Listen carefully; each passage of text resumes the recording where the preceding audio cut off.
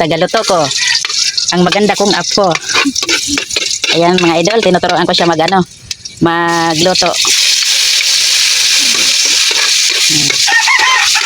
Sige, lagyan mo ng kamatis. Meron pa. Luto-lutuin mo muna yung kamatis. Hayaan mo muna. Durug-durugin mo. Diin mo. Patalikod ang ano yan. Ganyan.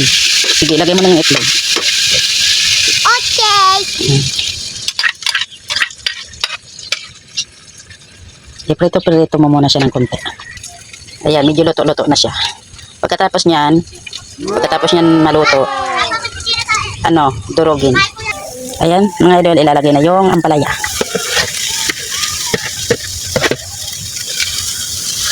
Sige, haluin mo lagyan mo muna ng kaunting tubig. Lagyan mo ng asin. Tapos haluin mo muna. Isang beses lang haluin. Huwag haluin at baka lumabas yung ano niya. Tapos, tama na, okay na yan. Tapos, di ba, lagyan mo na ng asin. Yan ang pangpalasa. Okay na yan. Tapos, takpan. Huwag mo nang hahaluin yan. Takpan na lang. Pag isang luko-kulo, hanguin na kaagad.